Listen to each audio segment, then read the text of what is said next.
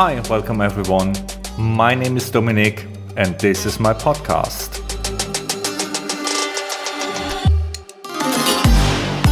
Hugs, Handshakes, Habibi.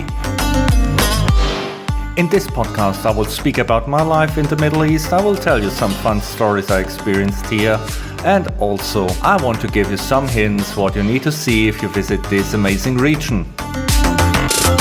I hope that you enjoy listening as much as I enjoyed the recording, and yalla, let's start!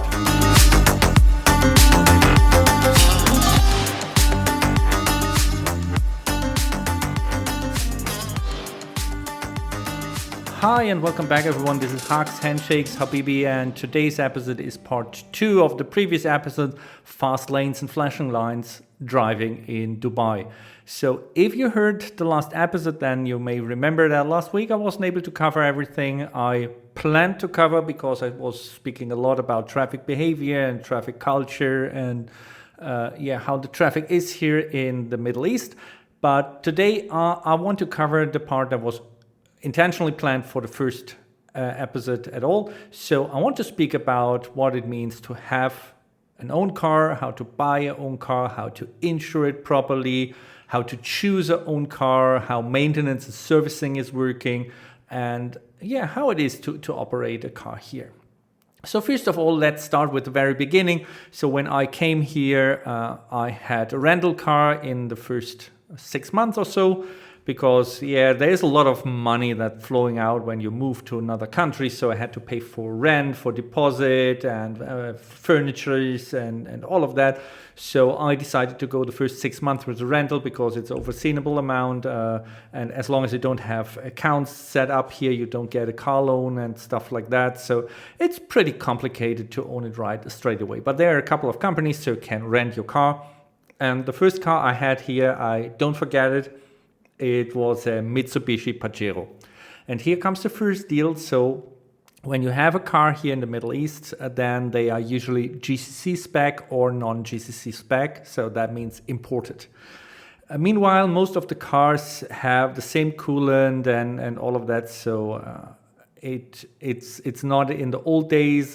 Cars had different cooling systems, different ACs, and as far as I know, this is meanwhile the same. Nevertheless, there are several things that are in non-GCC cars you won't find in GCC cars, and this is mostly because of the high temperatures here and the sun intensity and all of that.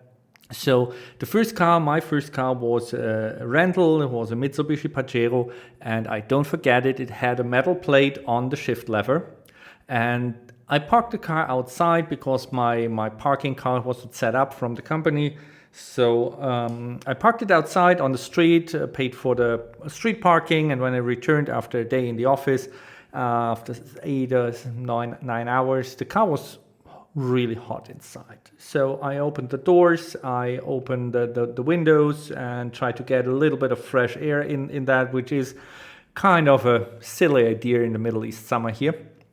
But nevertheless, I tried to get the heat out of the car, and then I get in, I try to move it a bit to the shade so that it's not heating up more. And when I put the shift lever from park to drive, there was a metal plate on this shift lever, and I burned my hand so badly. I had 8 weeks a Mitsubishi logo burned in my hand. So I have no idea if this metal plate was there by the manufacturer or someone else added it or however, but this showed me Middle East is different, and since that I just stick to GCC spec cars because I know that they are prepared for the region and they don't do things like that. So this is the first thing when it comes to a car. If you buy a new one, it's usually a GCC spec, but some people brought their car here when they moved here, and then you have also imported cars around. Then the next really tricky question is, are you going for a new one or for a used one? And there are several pros and cons. So the new one you get with a dealership warranty, but sometimes you can buy extra warranty for the pre-owned ones as well. With the new ones, you have a pretty clear history of the car. For the pre-owned ones, you can use the vehicle identifier number and look it up in a database here if the car at least was involved in a heavy accident or something like that. So it gives you some ideas. But with pre-owned cars, you never be sure if the car is was proper maintained earlier. So you have to definitely to check the maintenance book or get a printed copy of the maintenance records from the dealership. And yeah, so there are a lot of pros and cons for both of them. You have really good control through it, and there are some garage and I think even RTA, but I'm not sure, offer a pre-inspection, so you can show the car to a professional one and they do an assessment of the car. But yeah, you never know. And we had the heavy rain last year in April, and a lot of cars were flooded, so you're not sure. You need a reliable dealer. And there we are with the next one. So you have different options where you can buy it. You can buy it straight to the dealership, new ones as well as pre-owned ones. We have online platforms like Dubizzle, which is some kind of a eBay marketplace, I would say, here for the Middle East. Or we have even auctions here where cars are put on auction that are seized, that were abandoned, that were collected on the streets. And again, everything has their pros and cons, but I'm not a car mechanic, I'm not a professional, so I bought my first car here, the car I bought through a online platform which has also showrooms, so I was able to, they brought the car to my home, I was able to do a test drive. It's a big company, so they have some reputation here in the country, so I think that was a good thing. And yeah, they gave me RTA vehicle history, they gave me the VIN up front so I can check it, they gave me a picture of the car, they gave me all the warranty, the maintenance book, and all of that. When you decide for cards, the next thing you want to buy by cash, or you want to go with a finance like a loan option or something. So if you put a car on a mortgage, you have to pay a 20% deposit. And everything else is then on mortgage. You can even get accessories on mortgage. So you can, if you do a window tinting, or if you do a paint coating with something like that. So you can also get this under mortgage with certain banks. It's a straightforward process. Take them 3 to 4 days. You submit your salary certificate, you submit your bank statements, and then they come up with an interest offering, and then you can opt for the loan, or you pay cash. When I bought my first car here was kind of fun because I had the cash already with me. I thought when they bring the car for a test drive, I can do all the paperwork here, silly me. So the guy came and said, here, I like the car, I will buy it, here's the cash, leave the car. And he said, nah, that's not possible, we have to do detailing, and you want to have the window tinted. I said, no window tinted. I just need a car because my rental expired a week later. Just leave the car. And no, this is not possible. And then we went through a lot of forth and back, and at the end they told me, well, you should go for mortgage. And I tried to argument, and then at some point I just gave up because I really needed a car. And that car was fine. It was a GMC Sierra, and that car was fine, was good. And then I went for the loan. I went to a bank branch and signed all the documents, and then I repaid the loan earlier. So I shortcut the discussion a bit. So when you have the car, you have to do some car insurance. And I think as in many parts of the world, we have third-party and comprehensive insurance here.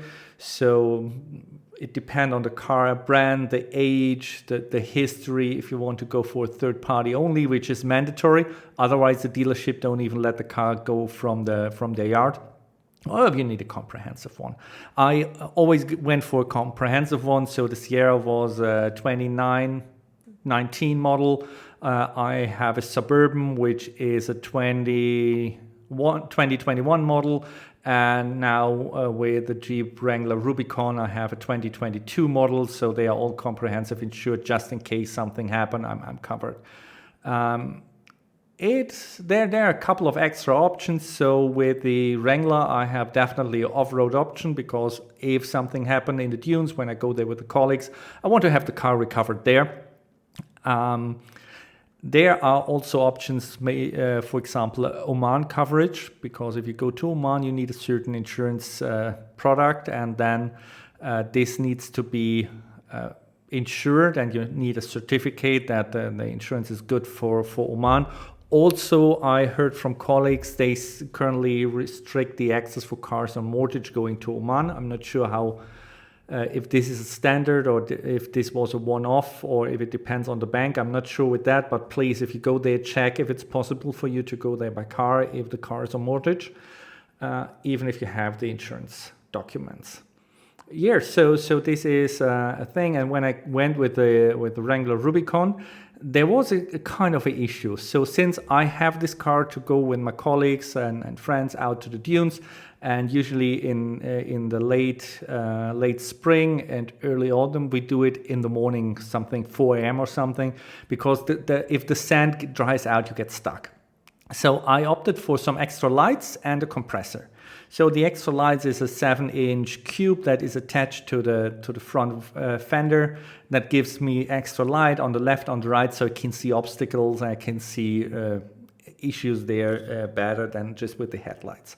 And I have this compressor installed in the back, so when you go into the dunes, you have to deflate the tires, and when you go back on a regular street, you need to pump them up again. So I have a built-in compressor, I have an external jack where I can put a pipe and then blow up or fill up the tires. So with that, 2 small changes, so 2 extra lights and the compressor in the back, the car is considered as a modified vehicle. So silly me again, I thought modified vehicle means things like a lift kit, means things like bed locks for the tires, means things like a OEM drivetrain that is extra hardened or something like that. But it turned out that even 2 extra lights and a compressor is considered as a modified car, which makes it really complicated to get a comprehensive insurance.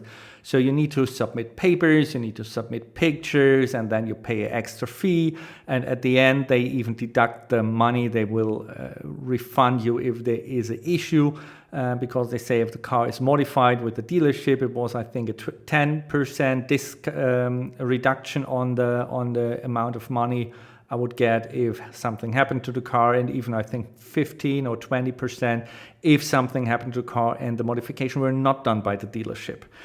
So if I would that earlier, I would really skip those changes. I would skip the extra lights and I would just put a compressor that is powered with the car battery or something like that, that is not attached to the car. It's just in the trunk, because then it's fine. But these are the things you just figure out when you do it. And it was really hard, so it took me 2.5 or 3 weeks to find a proper insurance with acceptable conditions for this kind of a modified car. Nevertheless, so after this is done, you just renew the insurance once a year, and after you renew it, you have to go to a website, to RTA. They do a roadworthy check, and then you go to a website, and then you can renew your registration for the next year. So what we do, we have to update the registration every year. Okay, let's speak about maintenance and service. So I spoke about how to buy, how to insure it, and now let's cover the maintenance service. So again, the question, you want to go to a dealer or independent garage. Nevertheless, all of my cars are with a dealer because they know it. They are a bit more expensive, but I know I have professionals there. They know the car. They know exactly what to do. I feel better with that, and I'm happy to pay. I think it was an extra 300 dirhams in difference between the dealership and the independent garage. And the 300 dirhams are invested in a good maintenance and into good condition, which keeps the car value. Yeah, then speak about the common issues. So the issues with the car are the same everywhere. If you get a car in the Middle East, or if you get it in Europe or in the US, no matter what, if there is an issue with the engine, you have it everywhere. Nevertheless, so here in the Middle East, we have issues like the battery, because the batteries are really suffering through the summer and they are dying pretty fast. There are issues for sure with the AC, because in the summer the ACs work on high load, getting the humidity out and cool the air, and the tires. So the tires need to be changed here, I think, every 4 years. So if the tires are 4 years on the car after manufacturing date, they need to be replaced. And this is just because they lose certain ingredients, and then they get hard. They get some cracks, and then if a tire blows up on the street, you don't want to have this. And this is checked by the annual registration renewal. So you bring your car to an RTA testing station, and they run a lot of checks. They check if the brakes are good. They check if the tires are good, if they are still valid, or if they are expired. And this is what they do there. And at the end, you get a thing, and with that you can renew it. Then you get a new registration card. Either they bring it through courier to your home, which is I think 20 dirhams extra, or you go to an RTA office, RTA kiosk, where they just print out your registration card. You put the registration card in your car, and you're good to go. So this is meanwhile how to buy, insure, and maintaining a car. And I speak already 15 minutes, so I think this is the longest episode. So there's a lot to tell about the traffic here. So let's just wrap it up with the operation of the car, and because then I have a check mark on this topic. So fuel prices are regulated in the country. The fuel price is set every month. On the first of the month, the new fuel price is released, and it's orientated on the global price for oil. Their petrol station around, they have all the same price. They have all service, so you don't have to fill up your car yourself. And we have an interesting service around. It's called Cafu, and they bring the fuel station to your home. So they are small trucks driving around with petrol, and they fill up the car in your garage. You order them by app. And they come whatever time you do. So I usually order them for night fill-ups. So they come between midnight and 5 a.m. in the morning. I just leave the cab open, and they just fill it up. We have a toll system here, which is Salik. They just changed, I think they just changed, or they changed shortly to a dynamic pricing system. So in the rush hour in the morning and in the afternoon, they will ask higher prices. They are stock listed, just to mention that. Maybe I should make an episode about the stock market here and how to invest. That sounds good. Nevertheless, so you have to pay it. You get a sticker. The sticker is attached to a Salik account. You have to top it up, and then they deduct every time you cross a toll gate. They deduct it. There are a few toll gates here, so most of the streets are free, but the main streets like Akale Road has now some toll gates, and Sheikh Zayed Road has, I think, 8 or 9. I'm not sure. And you have to pay if you cross them. Parking, the same. We have free and paid zones. There is a company called Parkin, which manage the public paid parking spots and the parking in Dubai Mall, also stock listed. So I should really do something about that. And yeah, you pay by app or by mobile phone or with a QR code. And yeah, that's it. And last but not least, I want to mention this. So I have a guy coming around every second day and wash my car. People in Europe usually say, oh, you're lazy, this is luxury or whatever. But this is something, so the guys do an amazing job. They come every second day, they walk around in the community, they wash the cars. And the background is a simple one. You can get fined for having a dirty car. So if you have a car that is really dirty, it's dusted, stained, whatever, police can issue a fine. So, and this is a substantial fine. I think it's a couple of hundred dirhams. You just pay for a dirty car if the car is found too dirty on the street. And second thing, we have a lot of fine grained dust here from the desert, and I live outside the city, so I live next to the desert, and especially in spring and autumn when we have some kind of weather changes, the wind is picking up very fine sand and just cover the cars with it, and that means the car will get scratched by that very fine sand, and that's the reason I have a guy coming over every second day. Just rinse it off, do a bit of a polish and a bit of a rub there, and then this is done. So with that said, I think I cover most of the important stuff of maintaining a car or getting a car, insure a car, maintain a car, and operate a car in Dubai. It's the longest episode for now, so there is a lot of stuff to tell because it's a very important thing here. There is public transport, but most people rely on their own car. So this is an important thing, and I want to cover it for people who come here and want to move here, just to be aware. I think that's pretty much it. So thank you for staying that long, 2 episodes and one extra, which one is extra long. I wish you a pleasant rest of the weekend and hear you next time.